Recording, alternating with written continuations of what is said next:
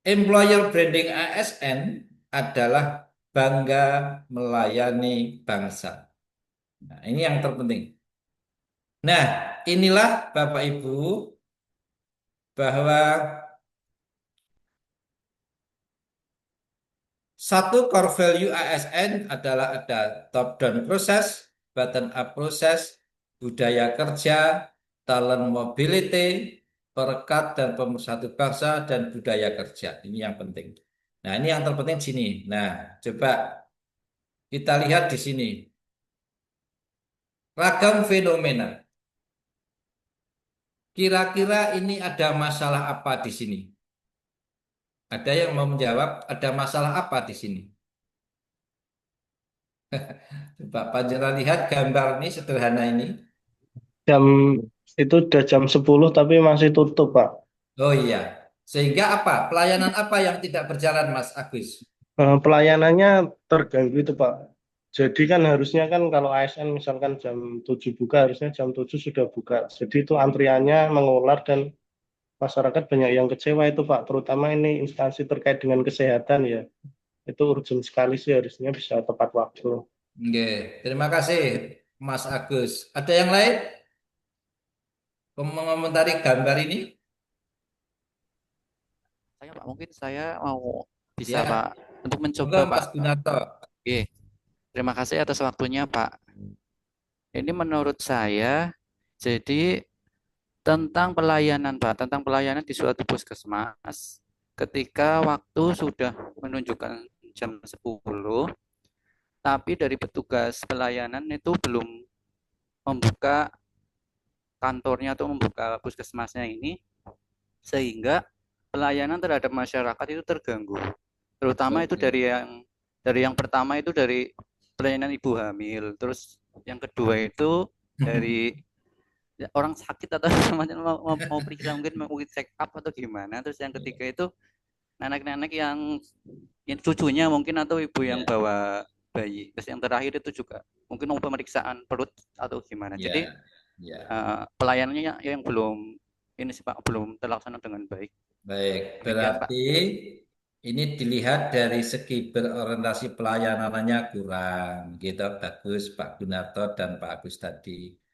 Juga adaptifnya kurang. Sekarang itu kalau mau ke puskesmas, mendaftarnya sudah online. Berarti puskesmas ini belum adaptif, ya kan?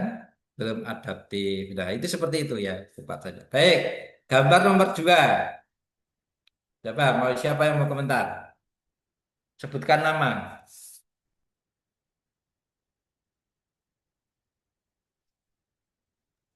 Permisi saya Pak Ati Monggo Pamuji. Mbak Atipa. Oke, ini menurut pendapat saya, nggih, Pak Teguh dan teman-teman. Jadi di sebuah instansi itu pegawainya tidak melayani masyarakat ya. Jadi sibuk dengan dirinya sendiri. Ada yang sibuk membaca apa HP-an terutama ya. Fenomena yang sering kita lihat juga di sekitar kita, banyak teman-teman kita yang harusnya kerja di jam kerja malah HP-an terus. Dan masyarakat yang membutuhkan layanan tersebut jadi kayak sebel gitu, Pak. Ini pelayanannya juga tidak terlaksana dengan baik, begitu Pak Teguh. Terima kasih Mbak Atipa. Satu Nggih, lagi, ada yang sekoduripun. lain?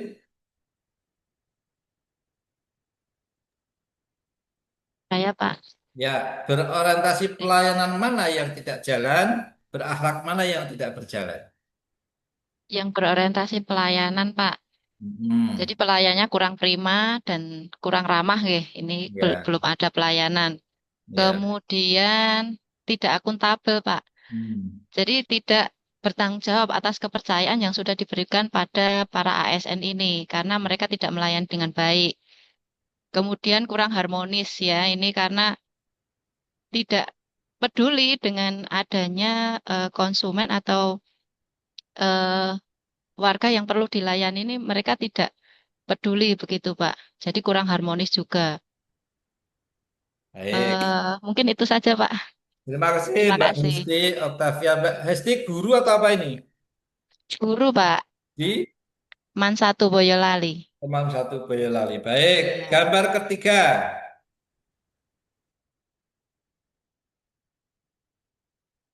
Bangga, siapa yang mau menganalisis, menyimpulkan?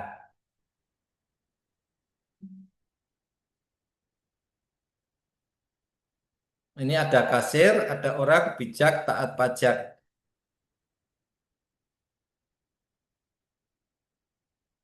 Orientasi mana yang tidak jalan?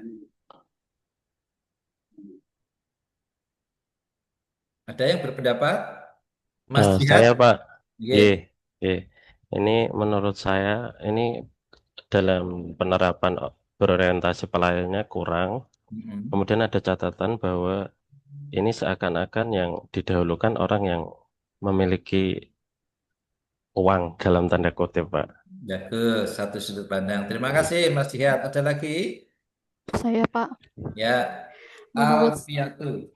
G, menurut saya mungkin juga sisi adaptif yang kurang. Karena kan Ye. dalam pembayaran pajak sebaiknya menggunakan antrian yang jelas sehingga tidak terjadi barisan yang kurang tertib seperti itu. Mungkin Ye, kurang Pak. adaptif. Baik, begini. Saat sekarang ini sudah tidak zamannya lagi orang antri membayar pajak. Pajak bisa dibayar pakai HP lewat aplikasi. Seperti kita mau beli tiket kok ke counter sekarang sudah nggak ada yang jual kan? Sudah pakai aplikasi. Nah, hal seperti ini seharusnya sudah ditinggalkan, di mana kita kalau bayar membayar itu sudah tidak perlu antri, tidak perlu kasir lagi sekarang ini.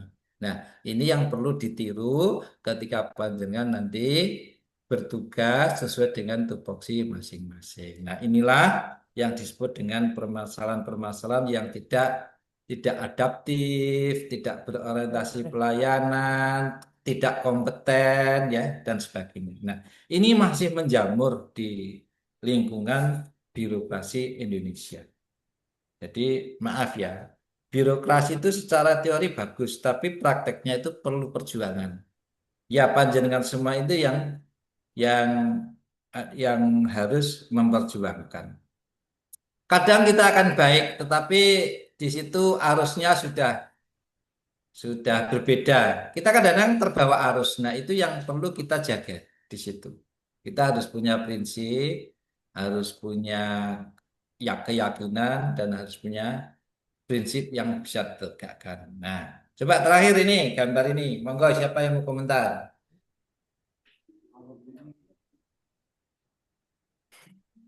Kurang jelas gambarnya. Permisi Pak. Ya, monggo. Oke. Sebutkan Jadi nama. nama saya Ludi Cynthia Hawasa Putri. Menurut saya ini itu tentang bagaimana dari pihak birokrasinya itu lebih mementingkan yang mempunyai uang untuk pengurusan IMB daripada untuk orang yang tidak punya uang. Jadi ada dua orang, salah satunya itu dia membawa koper berisi uang, lalu salah satunya itu dia tidak punya uang, seperti Ya. itu. Terima kasih. Ya, jadi kadang-kadang dimanapun sudah ada warning BBBM, warning ZI, apalagi, nah, warning tidak menerima suap dalam bentuk apapun. Nah, itu perlu benar-benar diaktualisasikan dalam kehidupan sehari-hari. Bahkan sekarang memang ya sudah sebagian dari kita itu sudah bagus. Artinya kita hanya menerima tiga hal, yaitu gaji, tunjangan kinerja, dan uang makan saja. Itu bagus. Ya, jadi sudah mulai berbenah kementerian kita dan semakin hari semakin baik. Sudah dulu ada namanya KKN dulu. Sekarang sudah ganti nama atau masih ada. Nah, itu dulu ada nepotisme, ada macam-macam. Insya Allah sekarang sudah mulai berkurang. Syukur-syukur di kementerian kita sudah hilang. Ya. Baik, mohon izin melanjutkan materinya. Bentar. Ya. Bahwa harapan masyarakat dalam pelayanan publik itu perlu ya. Pelayanan publik itu kalau guru yang melayani siswa, melayani guru yang lain, melayani orang tua siswa. Maka harapan masyarakat itu dalam pelayanan publik itu ada lima yang harus diperbaiki. Satu, better. Ayo kita layani lebih baik. Better than before. Yang kedua, faster. Lebih cepat. Masyarakat pingin pelayanan dimanapun itu lebih cepat. Newer, lebih baru. Adaptif. Sesuai dengan perkembangan teknologi dan informasi yang ada. Yang ketiga, yang keempat, cheaper, lebih murah. Tidak usah mahal-mahal. Ya, misalnya buat SIM ya, jangan mahal-mahal. Sesuai dengan yang diminta pemerintah, misalnya. More simple. Mengapa kok tidak simpler? Karena dalam bahasa Inggris itu tidak semua kata sifat bisa diberi akhiran er yang artinya lebih. Ini namanya er itu ini dari good menjadi better, menjadi good menjadi better, fast faster, newer, cheaper, simple nggak bisa simpler tapi more simple, lebih sederhana. Nah, mari kita bekerja seperti ini adik-adik.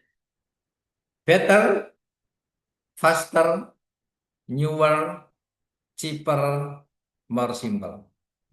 Nah, ini akan sangat didambakan oleh masyarakat kita. Kemudian, ayo kita wujudkan harapan itu dengan berakhlak. Nah, ini penting. Kita sampaikan bahwa ayo kita wujudkan harapan itu dengan berakhlak, yaitu berorientasi pelayanan, akuntabel, harus hafal. Kompeten itu nomor 3, harmonis 4, loyal nomor 5, 6 adaptif, kolaboratif. Inilah kata-kata kunci dari setiap core value. Jangan mohon perhatikan, boleh difoto, boleh di crop dan sebagainya. Pertama, berorientasi pelayanan. Definisinya apa? Kata kuncinya apa? Kalimat afirmasinya apa? Panduan perilakunya apa? Mari kita lihat satu-satu. Definisi. Komitmen memberikan pelayanan terbaik demi kepuasan masyarakat. Ini definisinya. Jadi kalau ditanya berorientasi pelayanan, definisinya apa? Komitmen memberikan pelayanan prima, terbaik demi kepuasan. Kata kuncinya ada 3.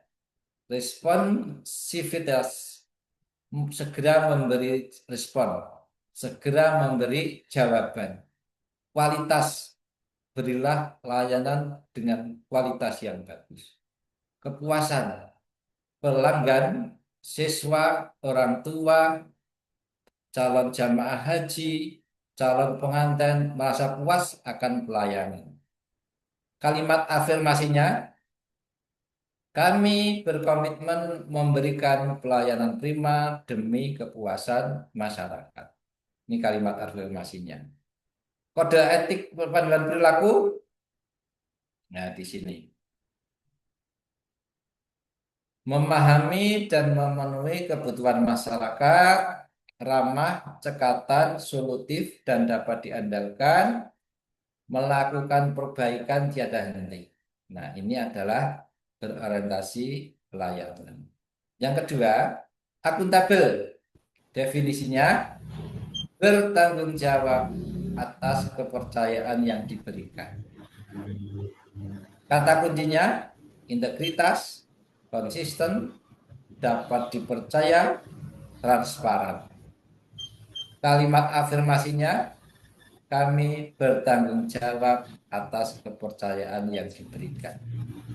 Panduan perilakunya melaksanakan tugas dengan jujur, bertanggung jawab, cermat, disiplin, dan berintegritas tinggi, menggunakan kekayaan dan barang milik negara secara bertanggung jawab, efektif, dan efisien.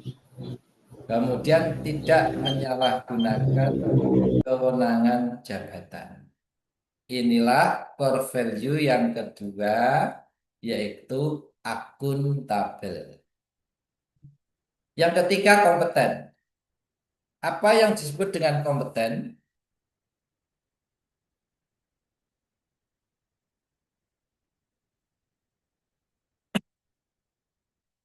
Kompeten, definisinya apa? Terus belajar dan mengembangkan kemampuan. Jadi kompeten itu apa? Terus belajar dan mengembangkan kapabilitas. Kata kuncinya, kinerja terbaik, sukses, keberhasilan, learning agility, ahli di bidangnya. Learning agility sesuai dengan profesinya, sesuai dengan kompetensinya. Kalimat afirmasinya, kami terus belajar dan mengembangkan kemampuan. Kode etik perilaku meningkatkan kompetensi diri untuk menjawab tantangan yang selalu berubah. Kemudian membantu orang lain belajar. Yang ketiga, melaksanakan tugas dengan kualitas terbaik. Inilah kompeten. Tadi yang pertama itu, ini ketiga. Yang keempat, harmonis. Definisinya, saling peduli dan menghargai perbedaan. Ini penting. Itu definisi dari harmonis. Kata kuncinya, care, diversity, selaras. Perbedaan saling menghargai, sehingga menjadi harmonis. Kalimat afirmasinya, kami saling peduli dan menghargai perbedaan. Nah, ini yang terpenting. Kode etik panduan perilaku menghargai setiap orang apapun latar belakangnya, suka menolong orang lain, membangun lingkungan kerja yang kondusif. Nah, ini adalah harmonis. Yang kelima, loyal. Loyal definisinya apa? Core value yang kelima, loyal adalah berdedikasi dan mengutamakan kepentingan bangsa dan negara. Yang kedua, kata kuncinya komitmen, dedikasi, penuh pengabdian, kontribusi, memberikan kontribusi, nasionalisme, dan pengabdian kepada bangsa, negara, masyarakat, keluarga, dan lingkungan sekitar. Kalimat afirmasi, kami berdedikasi dan mengutamakan kepentingan bangsa dan negara di atas kepentingan pribadi dan kepentingan golongan. Kode etik panduan perilaku memegang teguh ideologi UUD 45, Pancasila, NKRI, serta pemerintah yang sah. Kita harus menjaga pemerintahan yang sah. Menjaga nama baik sesama ASN, pimpinan, instansi, dan negara. Menjaga rahasia jabatan dan rahasia negara. Yang keenam, adaptif. Core value yang keenam adalah adaptif. Definisinya, terus berinovasi dan antusias dalam menggerakkan ataupun menghadapi perubahan.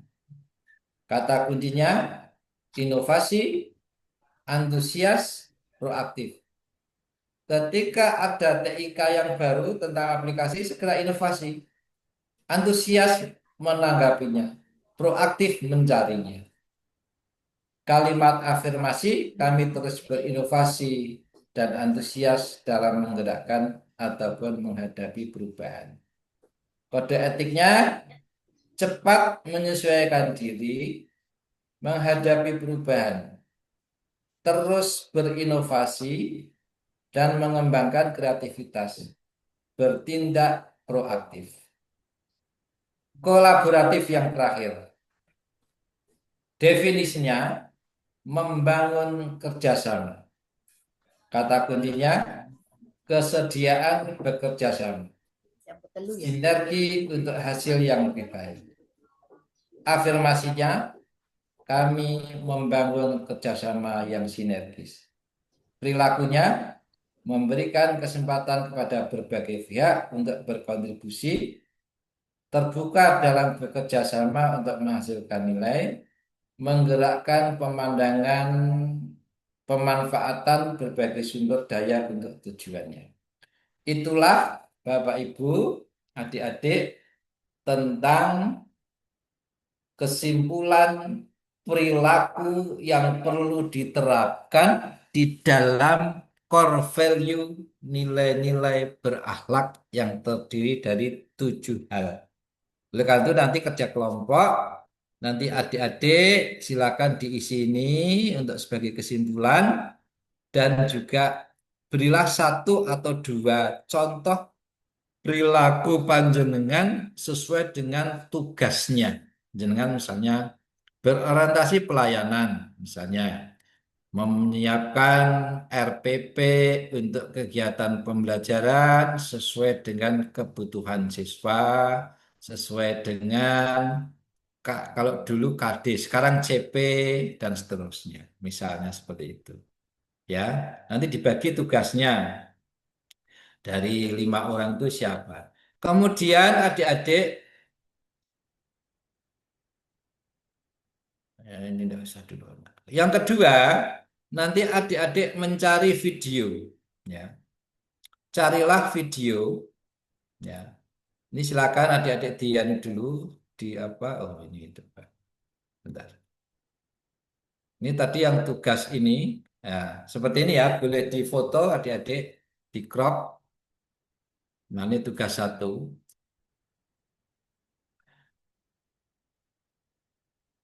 Ini nanti yang terakhir aja, ini yang LK2 kalau ada waktu. Yang kedua, carilah 1 peristiwa, ya nanti per kelompok juga. Carilah 1 peristiwa di internet, ya di internet, bisa berita, bisa artikel, bisa video atau yang lainnya, dan lakukan analisis dari sudut pandang core value tadi. Pertama, nanti jenengan ceritakan peristiwa apa. Yang kedua, mengapa itu terjadi. Ya. Yang ketiga, pihak yang terlibat siapa saja. Sekarang yang kasus sedang muncul adalah pengadaan laptop Chromebook di Kementerian era Nadiem Makarim. Nah, misalnya itu. Siapa aja yang terlibat? Ada tim dari staf khusus, itu ada beritanya, mudah dicari. Bisa dicari di Tribun News, bisa dicari di Detik.com, bisa dicari di manapun. Jangan cari nanti. Kemudian penyebab peristiwa, mengapa itu terjadi? Penyebabnya, penyebabnya apa? Bahwa misalnya pengadaan Chromebook yang merugikan 9,9 triliun negara itu tidak melalui prosedur yang benar, tidak ditenderkan, penunjukan langsung, kurangnya dan seterusnya. Dampaknya apa? Konsekuensi dari peristiwa tersebut baik yang bersifat positif maupun negatif. Secara negatif ini, bahwa dengan adanya pengadaan Chromebook atau laptop, tetapi pakai Chrome, itu negara dirugikan sekian. Ya. Kemudian secara spesifikasi kurang maksimal dibandingkan dengan Microsoft dan sebagainya. Kan Chromebook ada, Microsoft ada. Tanggapan atau respon? Nah, respon bagaimana? Respon masyarakat jelas. sangat merugikan baik itu pemakai anak-anak didik maupun pihak-pihak yang lain. Kesimpulannya, analisis dampak dari nilai analisis dampak jika nilai berakhlak telah diterapkan. Nah, apa dampaknya? Mengapa kok ini terjadi peristiwa Chromebook terjadi? Silakan jangan ambil dari 7 nilai berakhlak itu untuk disampaikan di sini. Berarti di sini berorientasi pelayanannya kurang, ya juristan itu kurang koordinasi misalnya sebagai staf khusus menteri, kemudian pelanggaran pada kompeten di mana penunjukan dari tender tender dari Chromebook menyalahi aturan dan sebagainya. Monggo. Nah, jadi ada 2 tugas sementara, satu yang tadi, sekarang yang kedua adalah cari berita di sini. Ya. Kemudian nanti dipresentasikan adik-adik secara berkelompok. Itu aja 2 tugas dulu. Saya beri waktu kurang lebih berdiskusi itu sampai sampai jam 9 maksimal. Ini jam 28.22 berarti jam 9 kurang 5 menit insya Allah selesai. Ya. Begitu adik-adik ya. Silakan untuk bekerja ada 2 kegiatan. Pertama adalah menyimpulkan dari kata kunci, afirmasi, kode perilaku, dan yang terpenting di situ adalah contoh perilaku keseharian panjenengan. Silakan dibagi tugas. Kemudian yang kedua mencari berita atau video atau peristiwa terkini diisi tadi. Sudah di crop atau difoto ya bahan tayangnya.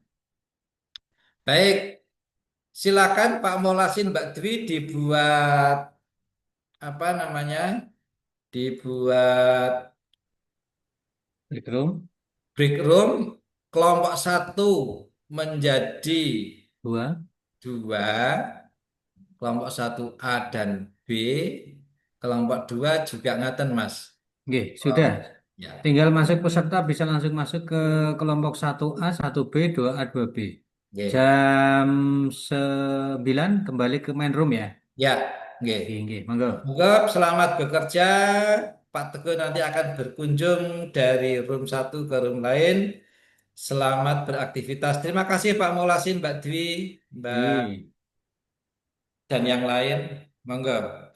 Selamat mengerjakan lembar kerja. Terima kasih.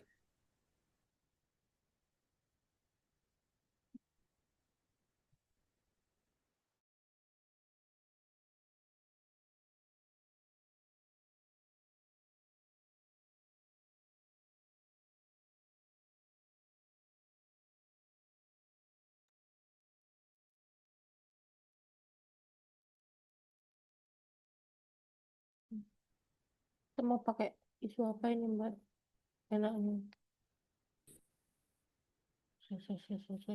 Kalau yang tugas kelompok yang tugas latih lembar kerja 1 itu kayaknya bisa ngambil yang dari punyanya bapaknya itu.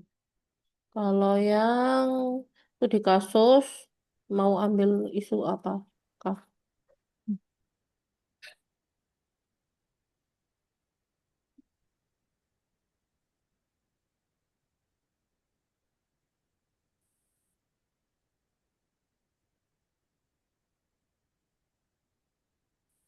Bentar, ini coba lagi nyari contoh studi kasusnya. Masalah yang jangan deh.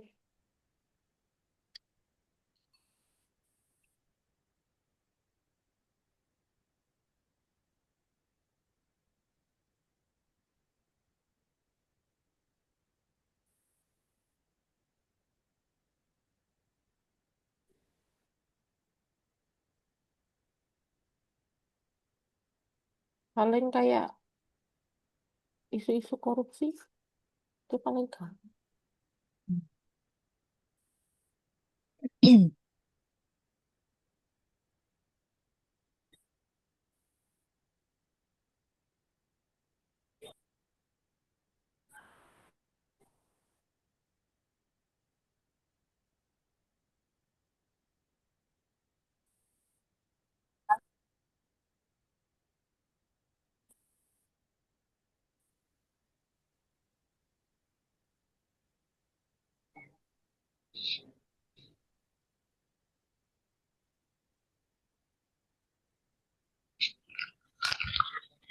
Yang kayak rumah sakit gitu, gimana Bu kasusnya?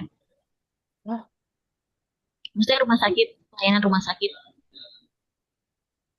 Yang kasus pertama tadi itu, kasus kedua. eh, gimana Mbak? Kasih linknya aja lah Mbak.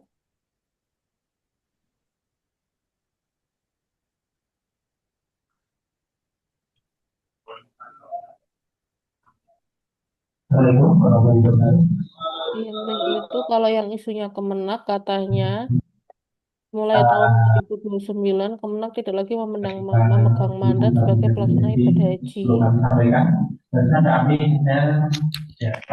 Tapi nggak bisa sih.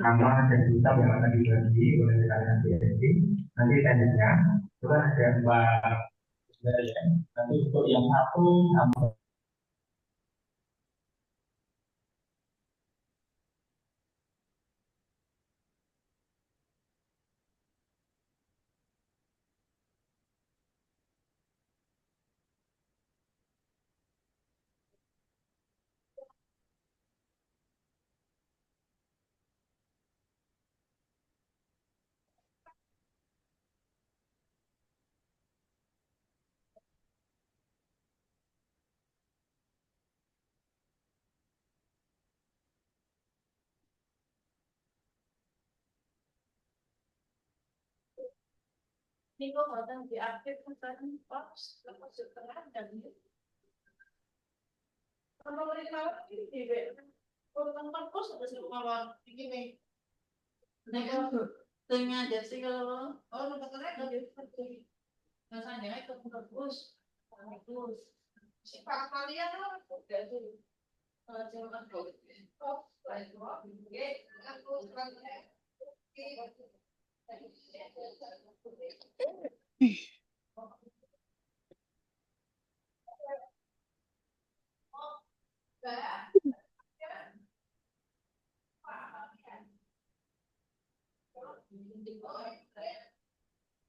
Apa ya isinya? Kalau isu pemerintah itu sih sekarang impor. Karena ya impor, korupsi,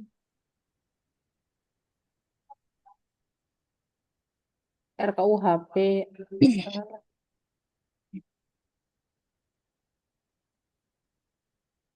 Ini ada berita 10 Juli 2025 tentang Kejaksaan Agung menetapkan 9 tersangka dalam kasus korupsi Pertamina. Ada itu. Terus ada 19 Mei 2025, Kejaksaan Agung juga meminta kerjasama dari sejumlah firma perdagangan di Singapura untuk memperkuat penyidikan kasus yang menyebabkan kerugian negara sekitar 12 miliar. Ini ada contoh 2. Gimana kira-kira? Kayaknya mau ambil yang itu aja sih Mbak. Yang paling baru. Gimana? Yang itu 10 Juli itu, yang Heeh. korupsi. Yes. Banyak Ini kalau aku untuk, kayaknya pakainya. iya ya, lebih Karena ini juga ya, lebih kalau korupsi itu soalnya gampang. kan kita jelas Iya. apa sih core value-nya kayak gimana. Ya kan? Kalau misalkan ngambil yang RKUHP atau yang ya Lebih rumit ya. enggak sih soalnya itu lawannya kita atau misalkan yang paling baru banget ini kan masalah apa sih yang Trum itu kan Iya, kalau yang Krom kan udah dibahas tadi ya. ya. Nggak mungkin kita ambil itu. Oh ini ada Kejagung tetapkan 4 tersangka korupsi Oh, kelompok Hmm. di Kemendikbud. Enggak, nah ini yang itu Perubahan. 10 Juli yang 9 tersangka baru yang terkait Pertamina itu peristiwa yang terjadi eh, korupsi besar di PT Pertamina terkait impor minyak mentah BBM serta sewa terminal dan kapal dari 2018 hingga 2023. 10 Juli ditetapkan 9 tersangka baru, termasuk pegiat internal Pertamina dan pihak swasta. Linknya dikasih di grup aja Mbak. Tak share ini Ah, ya, ini udah ada ininya. oh, Gambaran singkatnya, latar belakangnya apa udah ada Mbak. Tak share ya. yep, yep. Oke, ntar.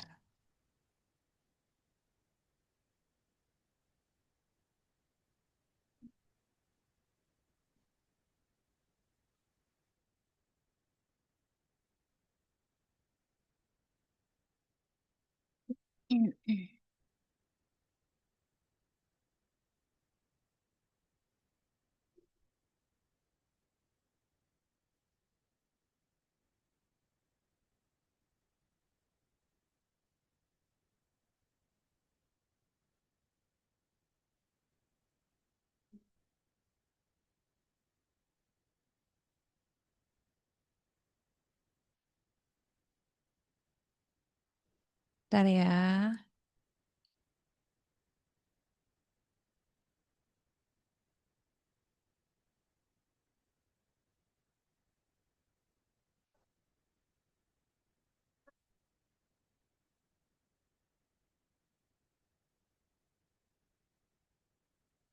Yang tugas pertama. Itu kalau di Jerman tuh kalau tadi masih kayak masih bisa kayak gitu deh, kayak masih bisa. Tapi kalau di Jerman tuh di mana enggak.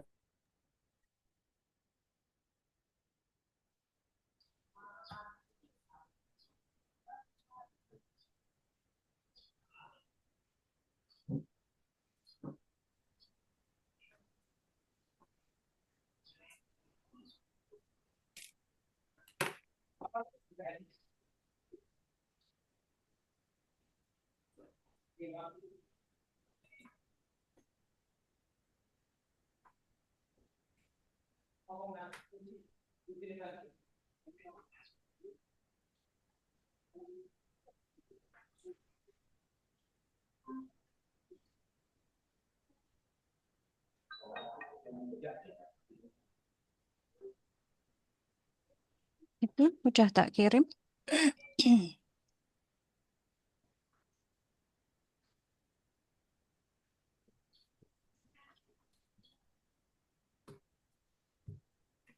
Gimana kira-kira?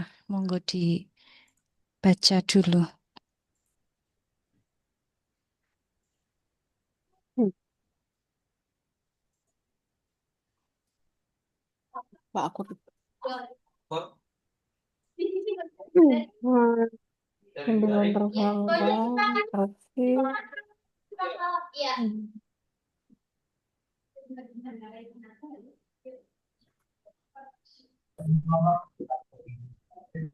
Sudah ada semua.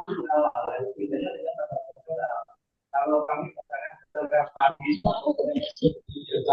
kalau sementara aku benar-benar punya. Nah, kalau punya ini ketika terjadi kenaikan suku bunga, mulanya itu naik loh gitu ya. Nah, kalau BRI karena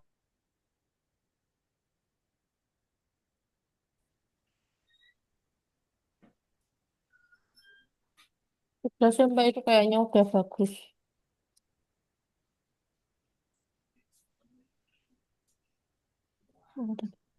Tapi kayaknya masih belum apa Gimana? namanya yang berakhlaknya.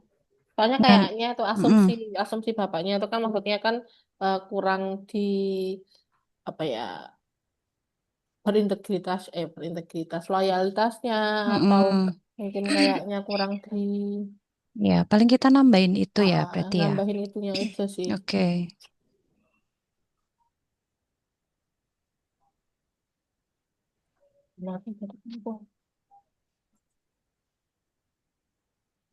Kayaknya lebih ke nggak loyal nggak sih kalau korupsi? Wait, Bisa.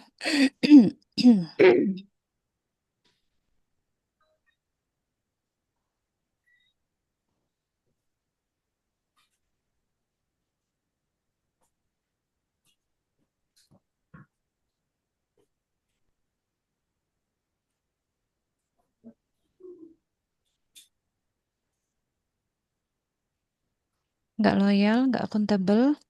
Mm-mm. Mm-mm. Terus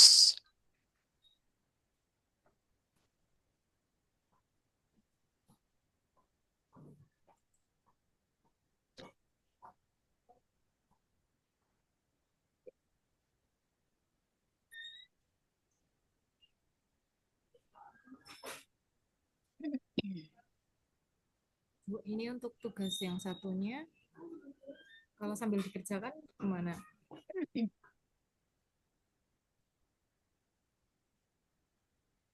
Aku kayaknya ini nggak akuntabel. Jadi kan ASN itu harus bertanggung jawab atas kepercayaan mm-mm. publik. Iya Jadi benar. bertentangan karena korupsi adalah bentuk pengkhianatan terhadap kepercayaan publik. Terus habis itu loyal, tidak setia dan tidak taat kepada bangsa dan negara, Mm-mm. dan tidak menjunjung tinggi kepentingan publik di atas kepentingan pribadi. Soalnya gimana pun kan korupsi kan dia lebih mementingkan kepentingan pribadinya daripada Iya, kepentingan masyarakat. Terus betul. tidak harmonis, tidak menciptakan hubungan kerja yang baik, Hanya eh, mementingkan diri sendiri ya. mementingkan diri sendiri dan merusak keharmonisan sosial. Iya, betul.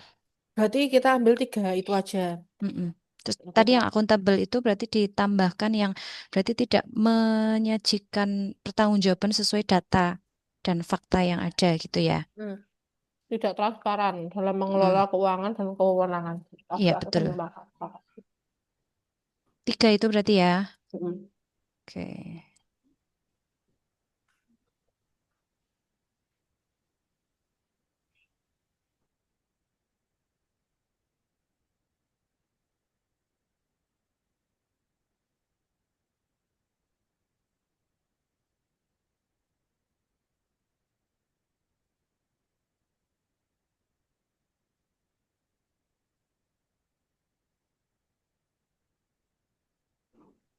Ini buat yang tugas apa lembar kerja 1 itu mau ngikut punya bapaknya atau mau ngikut yang punya ibunya yang kemarin.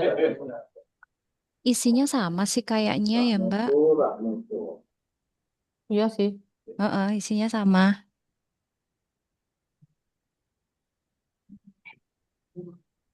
Dari keywordnya kode etik, kata afirmasinya sama semua kok.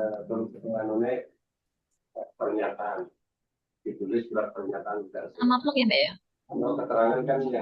Gimana? Sama persis. Iya, sama persis. Tak cek sama yang kemarin sama persis. Delta nggak lengkap soalnya. Berarti paling nanti tinggal nambahin apa ya tadi ya? Itu Pak Jiat sampun itu kirim yang analisisnya.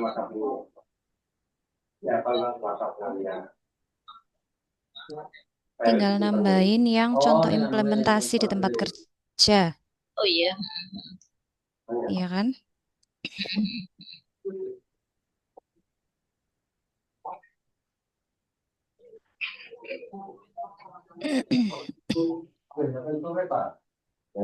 Ini dibikin di PPT atau berikut?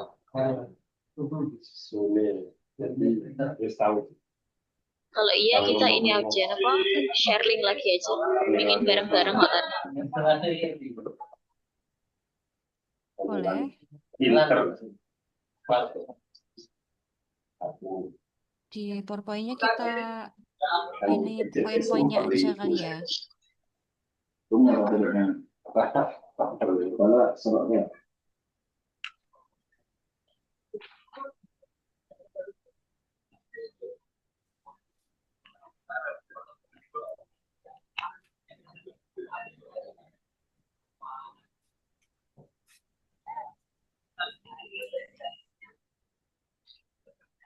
Ini nek analisisnya pakai yang dikirim Pak Jihad juga nggak apa-apa sih. Ada semua berarti ya. Kan tinggal kita masukkan kayak itu aja. Oke. Mau tanpa atau apa? Tuh Google Doc itu Mbak Ludi. Isinya aku kuat apa enggak ini? Aku dari kemarin juga pakai data terus, tethering terus, Mbak. Mbak, tapi aku nggak persiapan nih mau Mbak. Kan mikirku kok jam 9.30 sudah di sekolah toh. Malah ujung-ujung. Aku kemarin pakai WiFi itu malah kepental keluar-keluar terus itu.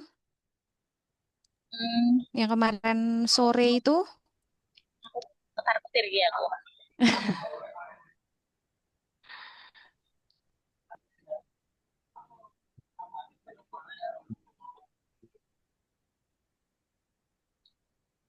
Ini kelompok 2B dibagi Nggih, tugas ya, biar nggih. cepat. Ya, Iya, Pak. bagi tugasnya. Siap. Nah, bagus. Nggih. Plan next.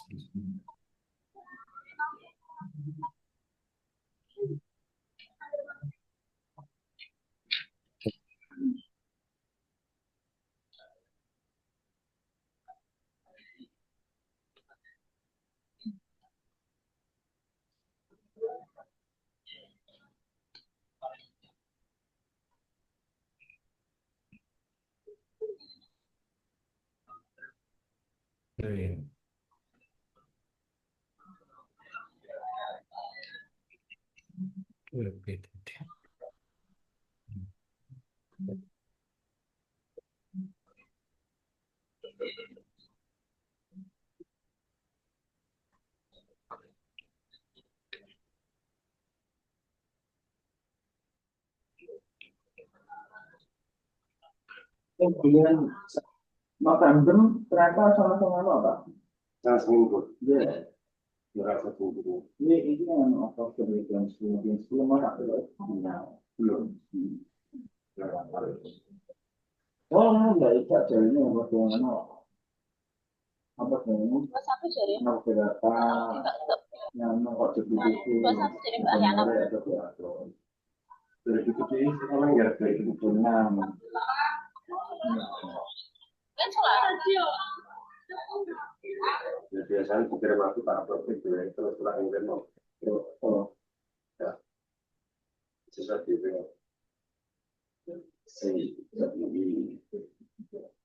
Sedih mana Pak? Atau sedih? Oh, malah sedih. Bersyukur, Pak. Laganya sedih mana? Yo ben ketokan.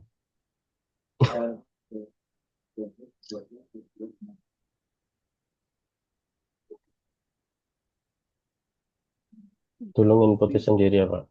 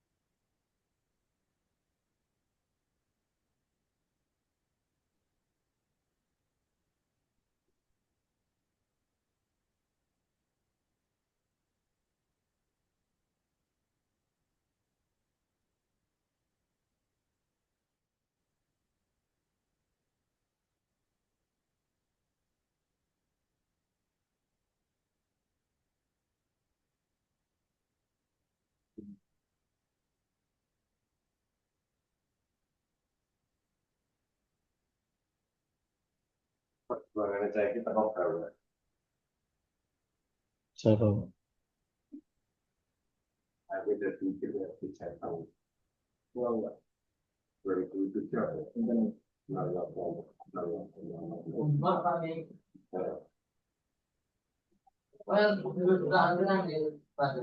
Misalnya ada tahu dari ini jamur yang Jamur tiram, Pak. jamur tiram. Pakai lock ya berarti. Aman nilai gitu. Nilai gitu. Ini mau dibagi mata dia.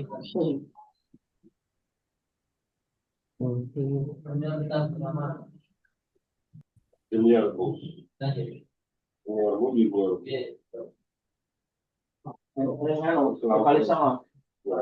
Lalu profil suruh. Saya kan mantapnya kotak gitu kok. Satu rumah kita. Terus saya nembus ke kalau ngangkat berbeda. Ya apa Pak? Saya dapat di masjid ini. Nomor ini, nomor ini. Kemudian ngangkat bisa apa? Kita bisa apa? Tapi tadinya gitu.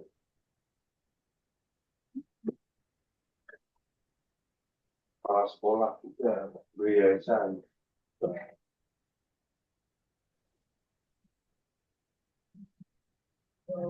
Balik yang boleh cari kan boleh. Karena tinggal boleh. Berarti ini mau siapa yang lembar kerja 1, siapa yang lembar kerja 2 gitu aja. Iya, monggo dibagi aja.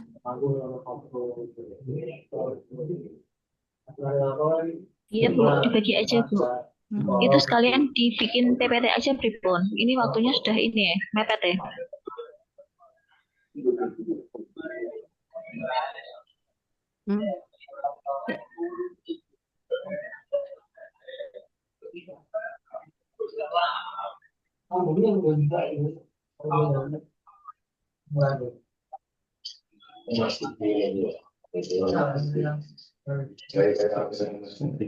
Ini berarti Mbak Kurnia bikin yang 2, Mbak Kurnia sama Mas Jihad sama orangnya cuma 4. Bagi keluar mungkin. Ya mungkin. Ini sinyalku ya kedip-kedip. Sama Mbak tadi bilang sinyal ya. sama Mbak Ani aja yang ngerjain yang lembar kerja 2. Yang 2, oke.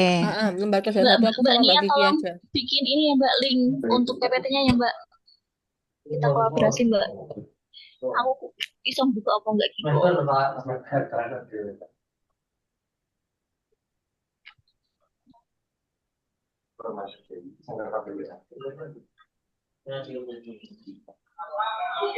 Mbak Nia, itu kita di doc yang di share Mbak Ludi atau bikin lagi aja? Gimana? Itu kita apa buatnya di dokumen yang di share Mbak Ludi atau kita langsung bikin di PPT aja? Mungkin jenengan bikin di PPT aja nggak apa-apa Mbak. Lah aku sama Mas Jihad tak ngetik ininya, Aku sama siapa ini? yang analisis ininya tadi itu, yang di kolom itu apa gimana? Iya kan kita bertiga. Nah, jenengan Mbak, bikin aku kok PowerPoint-nya. Aku tak Udah bikin nggak kuat. ininya. Kan dibikin juga kan? Nggak langsung Nggak kuat di sinyalku, PowerPoint aku kan? takut nggak kuat. Gimana? Apa mau gimana? Aku takut nggak kuat ininya apa sinyalnya. Ini tadi aku buka yang link dari Mbak Ludi muter-muter wae. Oh, gimana? Enaknya gimana ini? Makanya maksudnya kan tak apa tuh namanya? Yang sinyalnya tidak kuat itu nanti bergabung dengan yang sinyalnya kuat. Jadi kan apa sih itu namanya? At least setidaknya itu bisa ngewangi gitu loh. Iya Mbak. Artinya begitu saya aku pikir Ini di link dokumen itu aja yang dari Mbak Ludi. Nanti di link dokumen kayaknya lebih gampang sih. Nanti yang sinyalnya kuat kan ngerjakan yang PPT. Oke, ngoten. Setidaknya kan ada bayangan untuk pas. Ini nanti berarti kita di PPT-nya nggak usah ditampil ya Mbak Nia ya? Nggak usah ditampil nggak apa-apa. Langsung poin Cantumkan satu poin-poinnya. satu slide gitu aja ya. Ini nggak usah bikin tampil langsung satu apa gitu ya. Tabelnya nggak tetap dibikin gitu? Monggo terserah. Nanti kecil-kecil apa enggak? Nggak, maksudnya selain di PowerPoint-nya tetap bikin tabel yang analisisnya ini kan? Oh, tetap ini di Word, di Google-nya, Google Doc-nya. Ya, apa gimana? Ini apa? Loh, Maksudnya biar di yang di tabelnya itu kita bikin penjabarannya yang secara lengkap lah, yang di PowerPoint-nya itu kita hanya poin-poinnya aja gitu. Gimana? Prosesnya tak kene breakout room karo Pak Sony lho. Pak niki kelanjutannya pripun Pak? Ya udah latar sama saya ngono Pi. Kita langsung berarti ya. Karo Pak Boner. Pak Jihad tadi Pak. Karo Pak Doni. Mentornya Pak Doni. Berarti ini kita langsung salin yang dari itu tadi ya, sumbernya Dunia sama Pak Jihad ya. Iya. Berarti nggak usah buat metrik langsung di PPT aja gitu. Nah, Gimana? Jadinya gimana? Oh, metriknya mau dibuat nggak? Tadinya tak pikir metriknya kita buat yang secara rinci. Lah, PowerPoint-nya itu yang hanya poin-poinnya saja buat presentasi kayak gitu. Apa gimana? Apa mau cukup PowerPoint aja ya nggak apa-apa? Monggo. Gimana enaknya? nanti 2 kali kerja apa enggak Bu? Ini jamnya udah jam segini. Oh, iya ya. Langsung PPT terus habis itu apa namanya? Oh ya boleh lah. Nek biar cepet langsung PPT aja boleh. Oke. Bikin linknya dulu ya biar.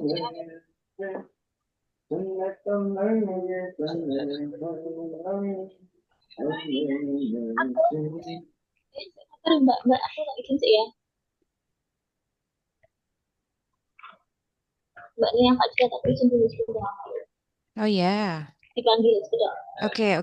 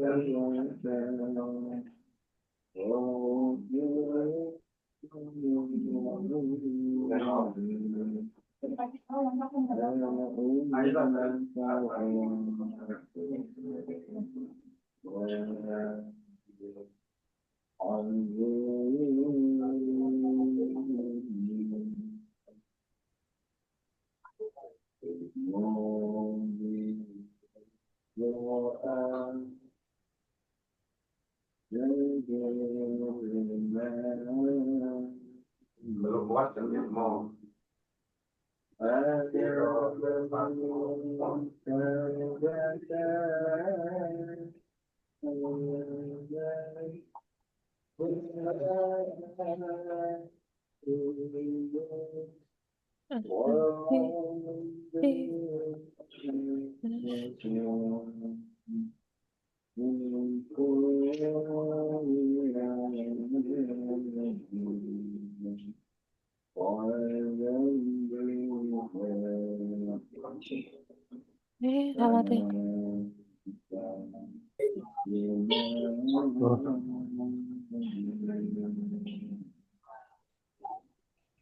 Jadinya gimana Bu?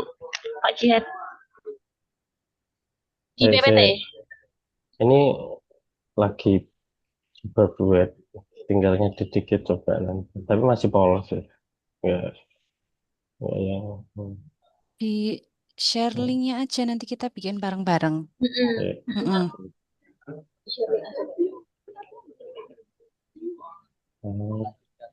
belum tak sepuluh.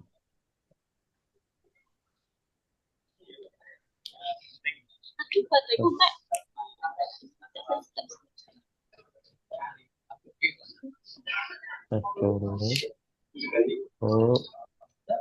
Pak kirim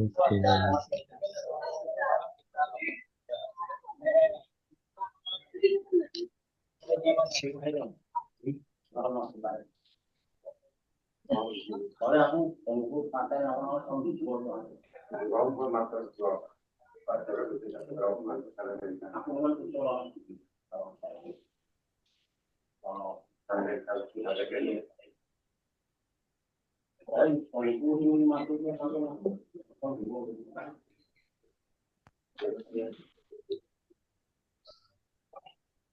Ingat pas mingguan sono ya malah dengan antara.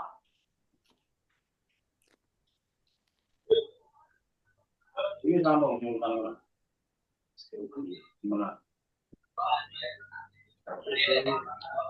Dengan itu sih terakhir sampai katakan langsung yang fotonya apa sini PPT-nya tuh tak share di grup WA bentar. Udah tak share. Tapi di grup Apa itu, WA Pak? enggak Apa itu, Pak? belum tak upload. Apa ini? Apa itu, Pak? Itu aktualisasi KUA jenengan, Pak. Ya. Maksudnya kayak gitu bukan sih maksudnya? Atau gimana sih? Yang kayak tabel yang di-share di grup tadi loh, Pak. Oh, dibikin Ini loh, Pak, yang ini yang sedap. bentar. Yang Ini loh, Pak, tugas kita, Pak.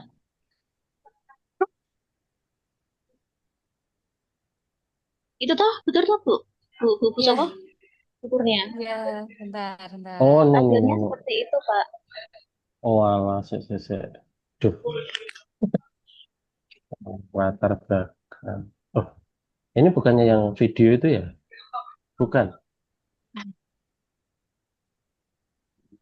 Tugas kita. Oh, ini tuh maksudnya buat yang terkait dengan video itu. Mbak. Kita menganalisis video itu, berita di situ. Nah, itu nanti analisisnya kita bikin tabel seperti itu. Jadi bikin link untuk ini loh, Pak, apa link PPT biar kita bisa edit bareng-bareng kan. Bentar. Kom ini saya. Wait.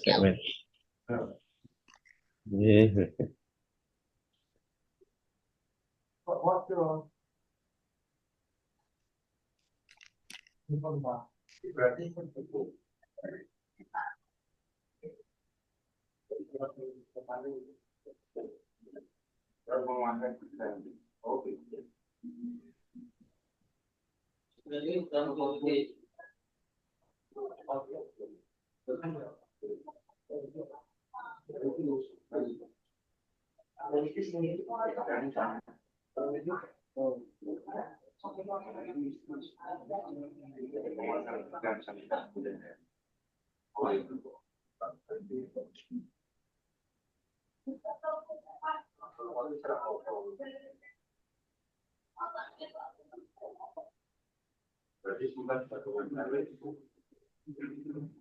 tulisannya berupa pernyataan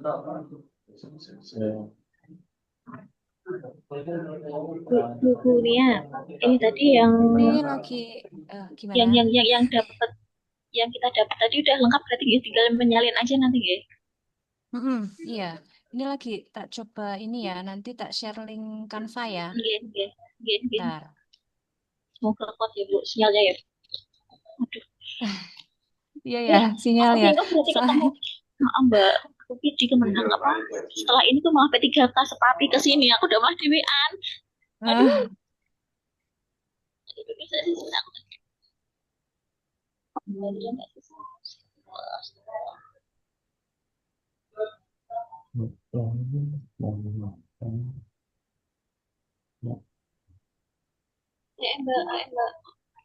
Ya.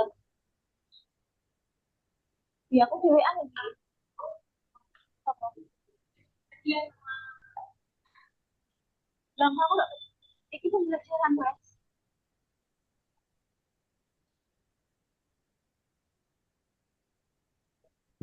Hilang Pak.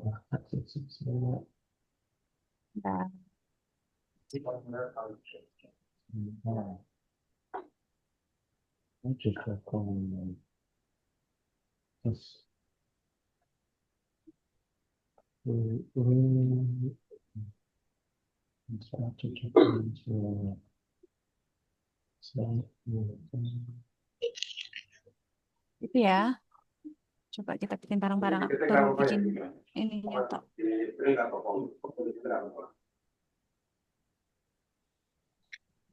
Nggak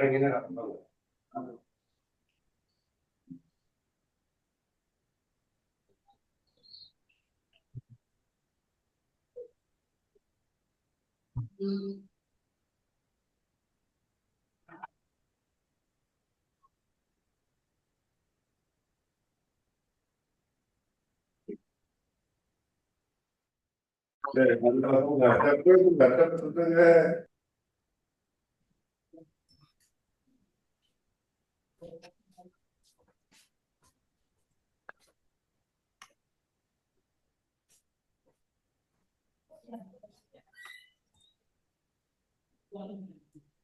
Baik, adik-adikku semua yang kami hormati, kami banggakan, tentu sangat mengasihkan ketika membahas perilaku manusia terkait dengan tugas kedinasan sehari-hari.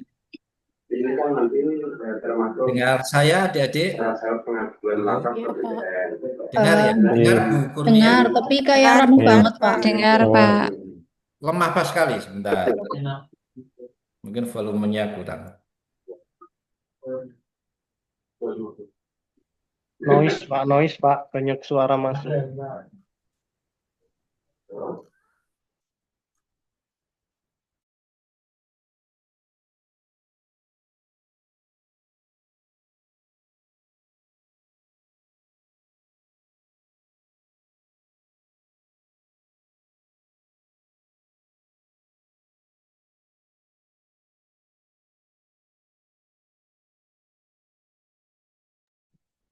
Nggak ada, nggak, masih di mute ya, Pak Teguh. Baik, sudah dengar saya? Sudah, Pak. Sudah, Pak. Oke. Baik, terima kasih atas diskusinya. Tidak akan habis ketika kita membahas perilaku manusia. Terkait apalagi dilihat dari sudut pandang atau point of view core value berakhlak. Sangat luar biasa kalau dikupas. Namun paling tidak panjenengan sudah berusaha untuk mengkupas. Oleh karena itu silakan dipresentasikan adanya. Tidak harus sempurna, tidak harus lengkap, karena kita sifatnya sedang belajar. Oleh karena itu nanti satu kelompok mempresentasikan kurang lebih berapa ya? Ini berapa kelompok? Empat ya? Kurang lebih 5 menit lah. 5 menit, mungkin yang tugas untuk perilaku itu cukup dibacakan perilaku sehari-harinya. Ya. Nanti bisa ditayangkan, terus dibacakan yang perilakunya seperti ini, maksudnya. Sebentar saya share dulu. Tugasnya. Ya.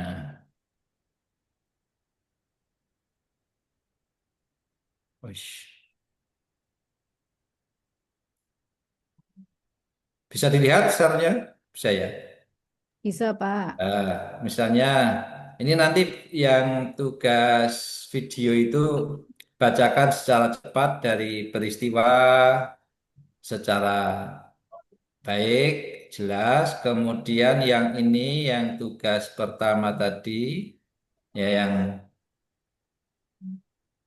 yang ini, misalnya ini cukup bacakan ini kalau memang waktunya tidak memungkinkan, bacakan contoh implementasi di tempat kerjanya. Atau dibacakan juga boleh, tapi mungkin perlu waktu terlalu banyak. Cukup dibacakan contoh implementasi tempat kerjanya. Di bagaimana? Tidak usah diterangkan, tapi dibacakan saja. Itu saja penjelasannya. Terima kasih. Untuk membacakan boleh satu orang dalam kelompok atau boleh berturut-turut bergantian. Kita akan berbagi pengalaman teman-teman dari hasil diskusi ini. Silahkan kelompok 1A, monggo.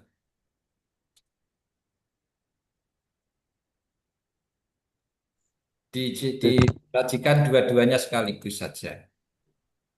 Kurang lebih 5 menit. Monggo 1A siapa mewakili atau Ya, 1A Pak. Iya. Saya dari Bukan 1A nama. Pak. Akmal ya. Izinkan saya. Ya, Akmal Aroji Iskandar dari kelompok 1A. Yang pertama kelompok dari 1A Bapak Agus Waluyo. Yang kedua Ahmad Zainal Abidin. Yang ketiga Ahmad Muflihul Muna. Yang keempat Akmal Aroji Iskandar. Yang kelima Afiatul Zahro. Izinkan saya mempresentasikan dari tugas pertama. Mungkin Mas Muflih bisa ditampilkan. Ngapunten.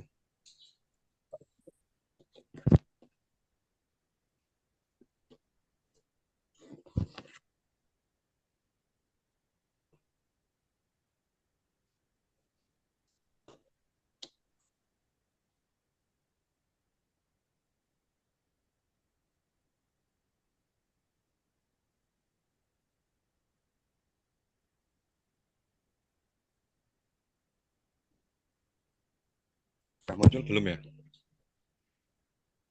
Oke. Ya, bagus. Oke, untuk yang pertama dari berorientasi pelayanan kita contoh implementasinya yang pertama selalu menerima masyarakat atau klien di kantor dengan sapaan yang hangat dan ramah. Bagus, ya. Yang kedua, mengedepankan hasil yang maksimal dalam pelayanan. Yang ketiga, mengutamakan kepuasan masyarakat atau klien. Dan untuk yang kedua yaitu akuntabel implementasinya. Yang pertama, mempertanggungjawabkan semua pekerjaan dengan membuat pelaporan secara berkala. Yang kedua, tidak menggunakan komputer kantor untuk kepentingan pribadi. Yang ketiga, tidak mendahulukan antrian karena ada hubungan khusus dengan masyarakat tersebut. Untuk yang kompeten, contoh implementasinya yang pertama menggunakan teknologi dan digitalisasi pelayanan. Contoh kasus di KUA menggunakan aplikasi SIMKah Web untuk pendaftaran pernikahan. Yang kedua, menjadi narasumber atau fasilitator bimbing bagi calon pengantin. Untuk yang harmonis, contoh implementasi yang pertama kerjasama yang baik antara pegawai, yaitu saling membantu saat pelaksanaan tugas. Yang kedua, menjaga suasana kerja yang nyaman dan saling menguatkan, membangun budaya saling mengingatkan dengan cara yang sopan. Untuk selanjutnya, loyal. Untuk loyal, yang pertama yaitu contoh implementasi guru yang memiliki semangat dan komitmen tinggi dalam menjalankan tugasnya untuk mencerdaskan kehidupan bangsa. Yang kedua, guru mengutamakan kepentingan bangsa dan negara daripada kepentingan pribadi. Yang ketiga, guru berkontribusi dan mencetak peserta didik yang berprestasi.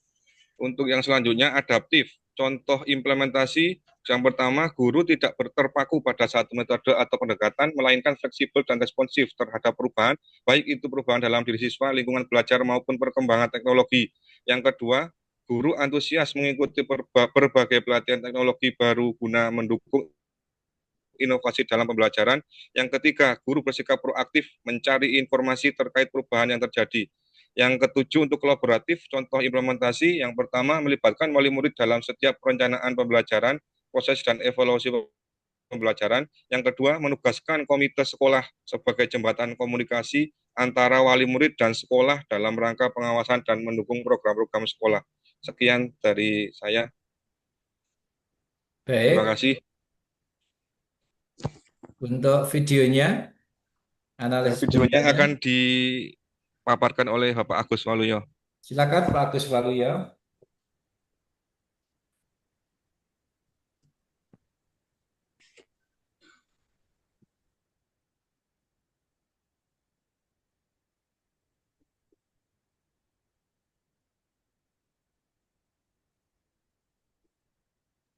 Oke, sudah terlihat ya Pak untuk analisa Sudah, bagus ya, dari kami. terlihat. Nggih. Pak izin kami dari kelompok 1A ingin mengangkat isu tentang kasus korupsi tentang tata kelola kilang tahun 2018 sampai 2023, Pak. Ya. Ini sumbernya kami ambil dari Kompas, Pak, dari YouTube. Mungkin ini kami skip aja dulu ya, Pak, karena ini mungkin 5 menitan lebih. Ya, betul. Dari Apa analisa saja, nggih. itu peristiwanya adalah ini tentang korupsi dari Pertamina. Ini kerugian negara sampai yang terakhir itu dari Kejagung bilang 285 triliun. Jadi memang Pertamina ini agak gemesin ya Pak. Kemarin kita udah di kasus tentang yang Pertamax dengan Pertalite yang oplosan itu, ini ada tambahan lagi. Memang ini sebagai masyarakat kita merasa kayak dalam tanda petik dibodohi gitu. Kemudian ini latar belakang peristiwanya ini sendiri terjadi mulai di tahun 2018 sampai 2023. Ini dalam proyek strategis RDMP. Ini mulai dari markup biaya, kemudian penyewaan terminal yang tidak sesuai kepentingannya, kemudian ada juga dari pengadaan kapalnya itu sendiri, kemudian ada beberapa pengadaan minyak mentah yang tanpa melalui lelang. Jadi memang ini Ya, birokrasi dalam lingkungan Pertamina ini. agak dipercepat Mas Agus. Ya, Oke Pak, ini untuk pihak yang terlibat ini ya, kami singkat aja karena ini kan masih dalam rangka tuduhan jadi ya. memang kasus korupsi ini melibatkan banyak pihak dan tidak mungkin satu pihak aja yang terlibat, mulai dari presiden sampai dengan vendornya. Untuk penyebabnya adalah lemahnya pengawasan internal, tidak transparansinya proyek, kemudian ada intervensi dari kepentingan politik dan bisnis, kemudian tidak ada manajemen resiko, kemudian rendahnya integritas dari masing-masing oknum, mekanisme pengadaan yang tidak profesional, kemudian target proyek yang ambisius dan tidak realistis, kemudian kurangnya kapasitas SDM dalam tata kelola proyek, kemudian prosedur pengambilan keputusan yang tidak akuntabel, minimnya partisipasi dan pengawasan publik terhadap proyek strategis. Kemudian dari situ akan muncul dampaknya. Yang pertama pasti adalah kerugian keuangan negara dari ratusan miliar hingga triliunan rupiah. Kemudian pembengkakan biaya dan keterlambatan proyek. Kemudian ada ketergantungan impor BBM, kemudian gagalnya sejumlah kerjasama dengan investasi strategis. Kemudian dari situ akan menurunkan kepercayaan investor, Pak. Dan dampaknya juga akan ke citra dan reputasi dari Pertamina itu sendiri. Kemudian akan mengganggu dari target ketahanan dan kemandirian energi nasional. Kemudian manfaat ekonomi lokal dari proyek kilang tidak tercapai. Kemudian adanya resiko pencemaran lingkungan akibat tertundanya revitalisasi kilang lama. Dan yang terakhir ketidakefisienan operasional kilang berdampak pada badan pasokan BBM. Kemudian tanggapan dari kami adalah kasus korupsi di Pertamina, terutama tata kelola kilang tahun 2018 dan sampai dengan 2023, tanpa prosedur yang sah mencerminkan lemahnya sistem tata kelola dan pengawasan, terutama dari BUMN strategis. Tindakan tersebut tidak hanya merugikan keuangan negara hingga triliunan rupiah, tetapi juga mencoreng kepercayaan terhadap pengelolaan energi nasional. Perlu adanya reformasi sistem pengadaan, penguatan akuntabilitas, serta integritas pemimpin agar BUMN dapat berfungsi profesional dan bebas dari korupsi. Kemudian yang terakhir, kesimpulan kasus korupsi dalam tata kelola kilang Pertamina periode 2018 dan 2023 menunjukkan bahwa proyek strategis nasional masih rentan menjadi terjadinya penyimpangan akibat lemahnya pengawasan, rendahnya integritas, dan kurangnya transparansi dalam pengambilan keputusan. Dampaknya tidak hanya berupa kerugian keuangan negara, tetapi juga keterlambatan proyek, menurunnya kepercayaan publik dan investor, serta gagalnya pencapaian target ketahanan energi nasional. Kemudian dari kelompok kami juga memberikan saran untuk memperkuat sistem pengawasan internal dan eksternal dalam setiap tahapan proyek kilang, menerapkan prinsip transparansi dan akuntabilitas dalam proses pengadaan, perencanaan, dan pelaporan proyek. Yang ketiga, meningkatkan integritas dan kompetensi SDM, terutama pejabat yang terlibat dalam proyek strategis, batasi intervensi politik dan konflik kepentingan dalam pengelolaan BUMN, libatkan lembaga independen dan publik dalam pemantauan proyek untuk mencegah penyimpangan sejak dini. Yang terakhir, percepat reformasi tata kelola BUMN agar lebih profesional, efisien, dan bebas dari praktek korupsi. Itu mungkin yang bisa saya sampaikan dari kelompok 1A, Pak. Terima kasih. Assalamualaikum warahmatullahi wabarakatuh. Waalaikumsalam. Baik, terima kasih kelompok 1. Silakan kelompok 1. Kelompok 2 monggo. Nanti kalau kelompok 1B, nanti kalau memang tidak cukup waktunya nanti bisa di-share di Google Drive-nya Pak Teguh. Baik. Ini untuk yang kedua ditayangkan saja videonya saja, hasil analisis video dulu ya. Oke, monggo 5 menit ya.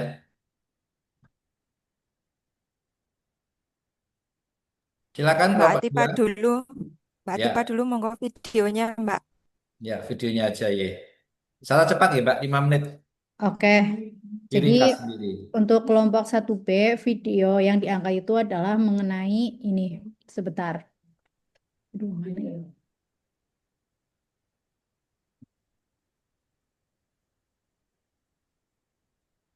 Sebentar, Bapak Ibu.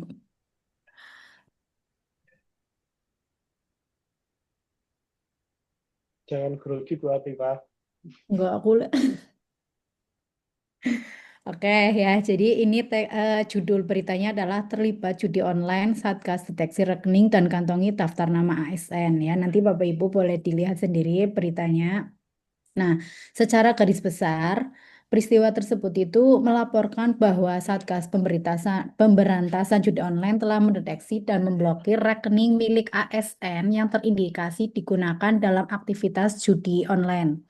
Latar belakangnya adalah langkah ini merupakan tindak lanjut dari laporan Pusat Pelaporan dan Analisis Transaksi Keuangan atau PPATK yang menemukan ribuan transaksi mencurigakan dari rekening ASN.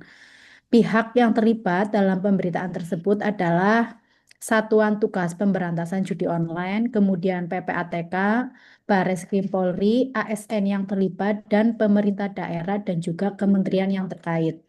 Penyebab peristiwanya adalah keterlibatan ASN dalam judi online yang dipicu oleh faktor internal seperti lemahnya kontrol diri, tekanan ekonomi, dan juga kelengahan penggunaan rekening pribadi untuk aktivitas ilegal.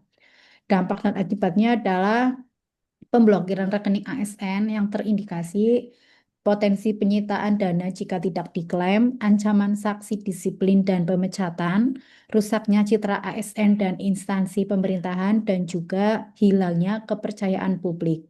Tanggapan atau responnya, Satgas telah menyerahkan daftar nama ke kementerian atau lembaga terkait, kemudian Bareskrim dan PPATK juga sudah aktif memprosesnya secara hukum.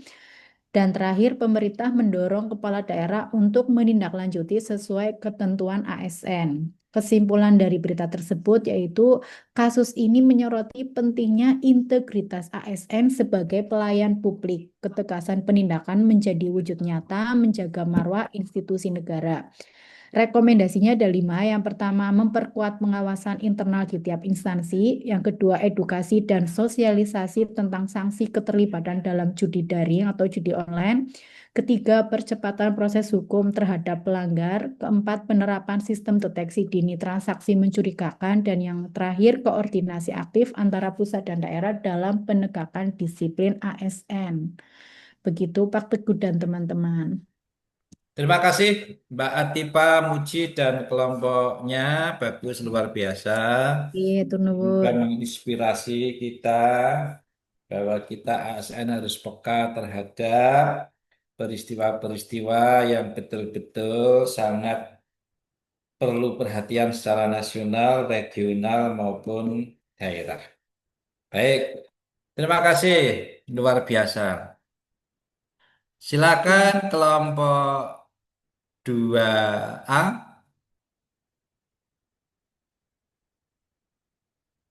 Videonya dulu.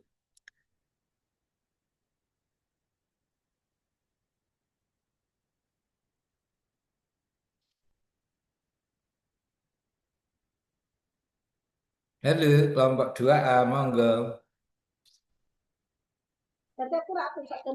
Ya, Bapak. Ye. Maaf. Untuk kelompok 2A kita mengambil dari artikel lah, Pak, bukan video. Siap, siap. Gus Yarif. Ya.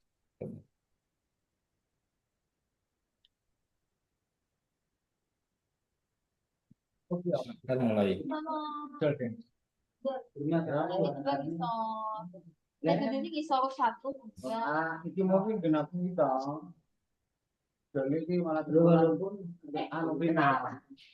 Aku mau kadung buka kuwi nak buka laptop nak iso ya. Laptop nak ya. Ya, monggo. Ya, Bapak, kami mengambil kasus yaitu korupsi dana bos 1,8 miliar kepala sekolah dan bendahara SMPN 9 Ambon ditahan. Ini sumber beritanya dari kompas.com tanggal 27 Februari 2025. Untuk analisis peristiwa, penyebab peristiwa Kasus ini terjadi karena lemahnya pengawasan internal di sektor pendidikan serta rendahnya integritas pelaku. Faktor internal mencakup keserakahan individu, ketertutupan dalam pengelolaan keuangan sekolah, dan tidak adanya pelibatan pihak lain dalam pengambilan keputusan. Untuk faktor eksternalnya berupa lemahnya sistem audit berkala dan tidak adanya transparansi ke publik. Dampak atau akibat untuk positif penegakan hukum oleh kejaksaan menunjukkan bahwa aparat tidak mentolerir penyimpangan anggaran pendidikan, mendorong satuan pendidikan lainnya untuk lebih transparan dalam pengelolaan dana BOS. Dampak negatif, kerugian negara lebih dari 1,8 miliar yang semestinya digunakan untuk penunjang pendidikan. Untuk jangka pendek, penahanan kepala sekolah dan bendahara berdampak pada kekosongan jabatan strategis di sekolah. Untuk jangka panjang, meninggalkan jejak buruk terhadap reputasi sekolah. Nomor 3, tanggapan atau respon. Kejaksaan Negeri Ambon bergerak cepat dengan melakukan pemanggilan paksa terhadap tersangka LP atau kepala sekolah yang sebelumnya mangkir. Ketiganya langsung ditahan di rumah tahanan perempuan selama 20 hari. Publik merespon kasus ini dengan keprihatinan serta mendesak agar pengawasan dana BOS di seluruh sekolah diperketat. Kesimpulan dan rekomendasi analisis dampak jika nilai-nilai berakhlak khususnya akuntabel, kompeten, loyal, dan harmonis tidak diterapkan oleh ASN di dunia pendidikan, maka dana pendidikan yang seharusnya menyejahterakan siswa dan menunjang kebelajaran akan hilang sia-sia. Masyarakat akan kehilangan kepercayaan pada institusi pendidikan. Untuk rekomendasi, pemerintah dan dinas pendidikan perlu mengoptimalkan sistem pelaporan dan audit, penggunaan dana BOS secara transparan dan digital, perlu dilakukan pelatihan tata kelola keuangan bagi kepala sekolah dan bendahara BOS, masyarakat dan komite sekolah diberi ruang untuk terlibat aktif dalam mengawasi penggunaan dana BOS. Penerapan nilai-nilai berakhlak wajib diimplementasi oleh seluruh ASN dan tenaga pendidik, terutama akuntabilitas dan integritas dalam pengelola keuangan publik. Untuk tugas pertama akan disampaikan oleh Pak Gunarto. Baik, terima kasih video dulu ya. Luar biasa, terima kasih Dana BOS. Juga yang namanya uang itu rawan, hati-hati bagi guru-guru ini ya. Ketika nanti sudah menjadi wakil kepala madrasah dan kepala madrasah, hati-hati sekali. Baik. Baik, sekarang kelompok terakhir untuk video yaitu dari kelompok 2B, monggo.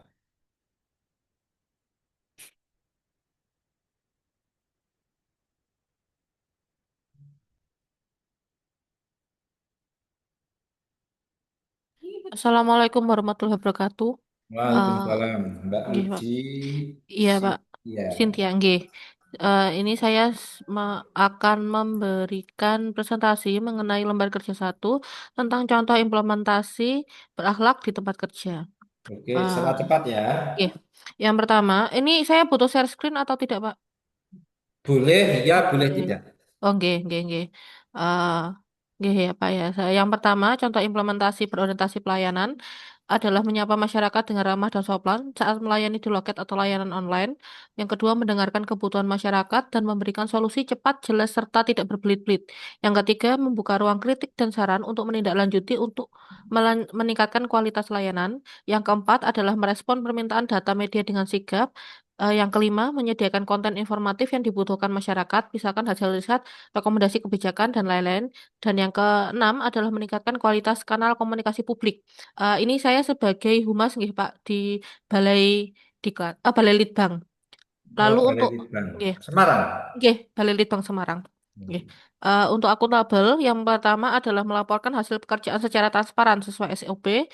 Yang kedua, menggunakan anggaran dan fasilitas kantor dengan hemat dan bertanggung jawab. Misalkan mematikan lampu, komputer, dan lain-lain. Lalu yang ketiga, tidak menerima gratifikasi atau suap dalam bentuk apapun. Yang keempat, menyampaikan data dan informasi riset dengan dasar ilmiah. Yang kelima, tidak membuat klaim berlebihan demi pencitraan. Yang keenam, membuka ruang koreksi atau klarifikasi jika ada informasi yang keliru. Untuk kompeten, yang pertama, aktif mengikuti pelatihan, workshop, atau seminar untuk pengembangan diri. Untuk guru, lalu untuk humas, mengikuti pelatihan desain penulisan, analisis media, dan kehumasan digital. Lalu membantu rekan kerja yang kesulitan dalam menjalankan tugas. Yang ketiga, menerapkan hasil belajar dan pelatihan di pekerjaan harian. Lalu setelah itu adalah mampu menyusun strategi komunikasi riset agar mudah dipahami oleh masyarakat awam. Dan yang terakhir, mengelola krisis komunikasi dengan profesional. Untuk aspek harmonis, yang pertama adalah menghargai rekan kerja tanpa memandang latar belakang, lalu membantu rekan kerja atau masyarakat yang membutuhkan di lingkungan kantor, membangun hubungan kerja yang inklusif dan menjaga situasi kondusif. Yang keempat, menjalin kemitraan dengan media, ormas keagamaan, akademisi, dan publik. Dan yang terakhir adalah menghindari gaya komunikasi yang menyerang atau terlalu provokatif. Untuk aspek loyal, yang pertama adalah mematuhi dan mengamalkan ideologi Pancasila serta peraturan perundang-undangan. Yang kedua, membangun citra Kemenak sebagai lembaga yang moderat, inklusif, dan profesional. Yang ketiga, tidak menyebarkan konten yang bisa merusak citra kementerian. Lalu, yang terakhir adalah menjaga rahasia jabatan dan tidak membocorkan informasi internal strategis. Untuk aspek adaptif, yang pertama adalah cepat menyesuaikan diri terhadap perubahan regulasi, teknologi, dan tugas baru. Yang kedua, berani mengambil inisiatif melakukan inovasi kerja. Yang ketiga, proaktif dalam menghadapi tantangan baru di lingkungan organisasi. Untuk guru harus bisa menyesuaikan mengikuti perubahan kurikulum yang baru. Lalu untuk humas, aktif menggunakan media sosial yang berupa infografis, video, dan platform digital lainnya. Lalu menyesuaikan gaya komunikasi sesuai target audience. Misalkan komunikasi untuk Gen Z atau misalkan akademis itu menggunakan gaya komunikasi yang berbeda.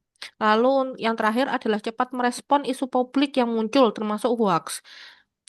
Untuk aspek yang terakhir yaitu kolaboratif adalah aktif berkomunikasi dan bekerja sama lintas bagian atau unit untuk mencapai tujuan bersama. Yang kedua, menginisiasi diskusi bersama untuk memecahkan masalah organisasi. Yang ketiga, saling mendukung antar divisi tanpa ada ego. Yang keempat, berkolaborasi dengan peneliti untuk mendesain hasil riset yang komunikatif. Yang kelima, mengajak pihak luar atau media, influencer, tokoh agama untuk menyebarkan hasil-hasil di lingkungan Balai Litbang. Dan yang terakhir adalah mengembangkan kampanye komunikasi publik yang melibatkan berbagai unit di Kemenak. Berikut presentasi dari saya. Nah, nanti akan dilanjutkan oleh rekan saya untuk lembar kerja yang kedua. Sekian, Silakan. wassalamualaikum warahmatullahi wabarakatuh. Secara cepat, silahkan. Untuk video, terima kasih Mbak Cynthia yang sudah presentasi menjadi inspirasi. Silakan untuk analisis video secara cepat. Siapa yang bertugas? Ada enggak? Kelompok 2B.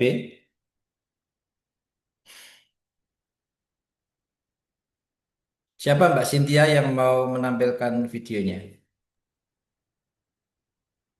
Masih di mute? Kelompok 2B.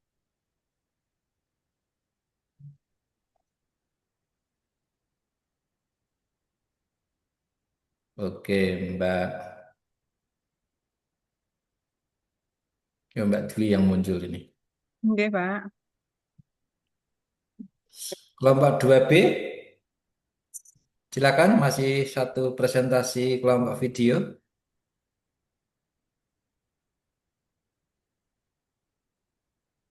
Oke, Mbak Cynthia ya. Ya. Monggo Mbak, Mas.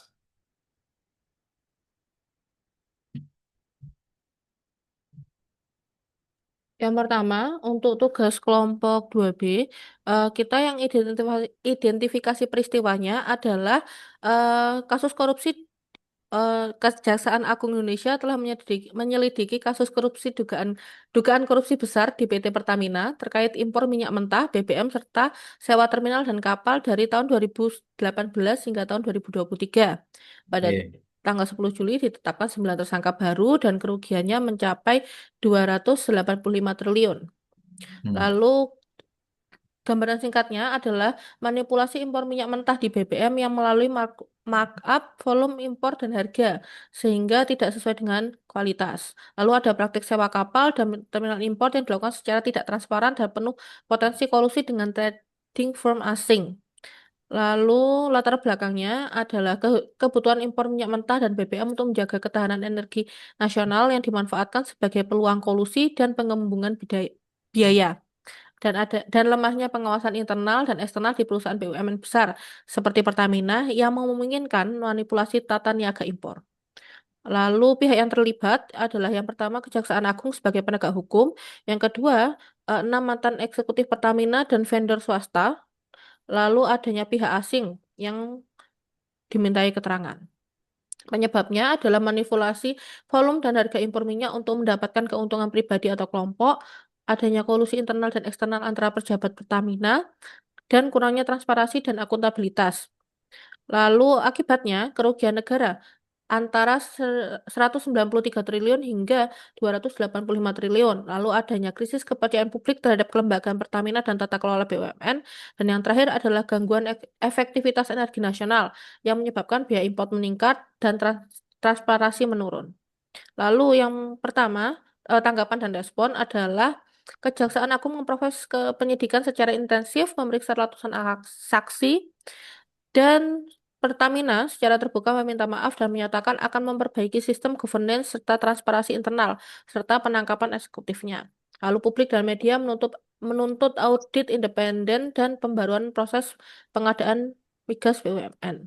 Lalu kesimpulannya, jadi jika nilai integritas, transparansi, dan profesionalisme dan akuntabilitas diterapkan, maka setiap keputusan impor diuji kelayakan dan audit independen terlebih dahulu. Proses tender dilakukan secara terbuka dengan dokumentasi lengkap dan audit publik.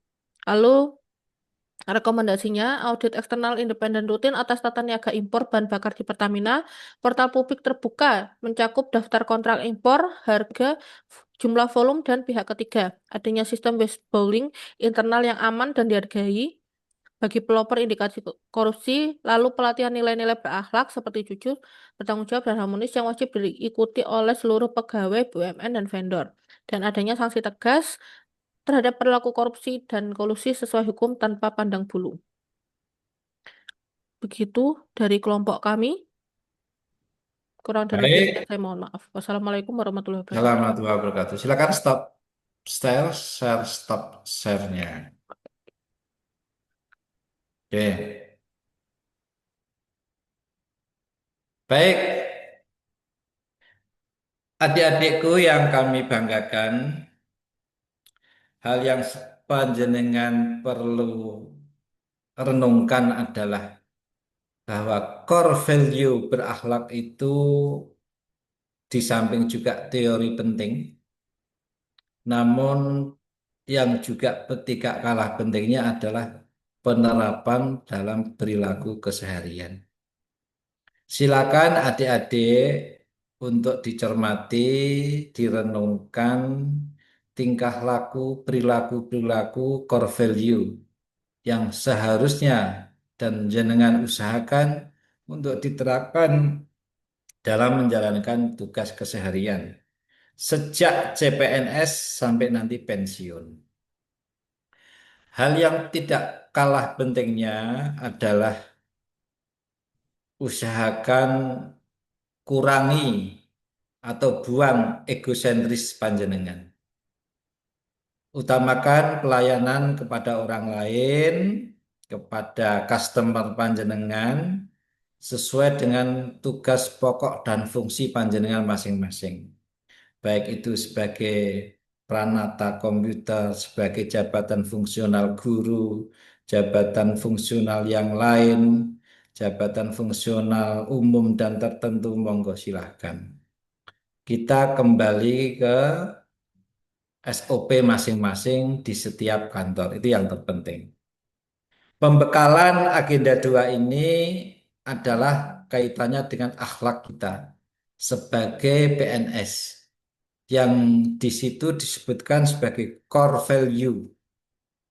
Core itu inti, value itu nilai. Jadi nilai-nilai inti dari berorientasi pelayanan sampai kompeten sampai adaptif itu bagaimana? Silahkan masing-masing untuk direnungkan, dibaca, syukur-syukur modul juga dibaca, didownload. Selama panjenengan ini mengikuti Latsar ini ikuti dengan baik. pesan Pak Teguh adalah segera lakukan juga dari analisis APKL, analisis USG menjadi 3 masalah, dan diambil satu masalah menjadi analisis fishbone tadi atau bentuk. Itu sudah harus dimulai dengan sekarang, kemudian sesuai dengan arahan-arahan agenda 1, nanti jenengan mulai besok pagi, panjenengan akan mengikuti agenda 3. Silakan ikuti dengan baik agenda 3, lakukan konsentrasi betul sehingga kegiatan latsar yang panjenengan ikuti itu terasa nyaman, ringan, jangan ditunda-tunda, terutama tugas-tugasnya. Ya, syukur-syukur ketika panjenengan itu online seperti ini, syukur-syukur ada laptop 2, paling tidak satu untuk membuka file, satu untuk Zoom dan sebagainya. Demikian, nggih, adik-adik ya. Kami hanya bisa membekali baik secara teori maupun secara kasus-kasus, analisis kasus. Kunci utama adalah di pihak panjenengan secara pribadi. Ya. Saya kira itu pembahasan agenda 2. Selamat berjuang meniti karir. Semoga menjadi orang-orang yang selalu diberkahi oleh Allah Subhanahu wa taala, diberkahi oleh Tuhan Yang Maha Esa dalam meniti karier. Pegawai yang selamat itu adalah sejak CPNS sampai pensiun tanpa ada kasus. Nah, itu yang terpenting. Baik kasus apapun, mari kita jaga amanah yang sudah dipercayakan oleh pemerintah, khususnya Menpan RB. Dari Pak Teguh, kalau ada kekurangan mohon maaf. Semoga panjenengan sehat selalu. Nanti saya kembalikan ke Mbak Dwi. Kalau ada pengumuman-pengumuman, akhir kata wassalamualaikum warahmatullahi wabarakatuh. Waalaikumsalam Waalaikumsalam warahmatullahi warahmatullahi wabarakatuh. wabarakatuh. Baik, Bapak Teguh, terima kasih sekali. Selama pekan ini nggih membersamai kami di Latsar Angkatan 1 dengan materi agenda 2 yang insya Allah sudah tuntas hari ini nggih Pak Teguh nggih. Insya Allah tuntas. Mudah-mudahan rekan-rekan dari Angkatan 1 dapat menerima materinya dengan baik, mengimplementasikan juga dalam kehidupan sehari-hari. Nambah Oke. sedikit Mbak Dwi. Iya, baik Bapak, silakan. Sepertinya ada tugas individu ya kalau tidak salah di hari yang ke-9 ini. Oke. Adik-adik sudah punya lembar kerjanya? Sudah, Bapak. Sudah ya, jangan lupa diupload karena itu bagian dari tugas panjenengan. Hanya sekedar mengingatkan, terima kasih. Oke, baik. Terima kasih Pak Teguh. Sama-sama. Untuk pengumpulan tugas maksimal jam berapa Bapak hari ini? Jam 11 malam. 11 malam, oke. Ya, teman-teman diingat ya, tugas individu jangan sampai terlewat. Nanti jam 23.00 untuk dikumpulkan maksimal. Kalau bisa ya jangan mepet ya waktunya. Oke, sekali lagi kami ucapkan terima kasih kepada Pak Teguh Suyatno selama sepekan ini sudah memberikan materi di agenda 2 Angkatan 1. Selamat melanjutkan aktivitas Bapak. Ya, Teman-teman di kelompok 1 dan kelompok 2, kita akhiri pembelajaran pada sesi ini dengan bacaan hamdalah bersama-sama. Alhamdulillah. Ya, sekarang silakan boleh meninggalkan ruang Zoom meeting untuk melanjutkan pembelajaran asinkronus dan juga penugasan. sambil menunggu kelompok 3. Oke. Terima kasih Pak Ijenler. Terima kasih, Pak. Terima kasih. Terima kasih Pak Teguh. Matur nuwun nggih Pak Teguh. Siap semua.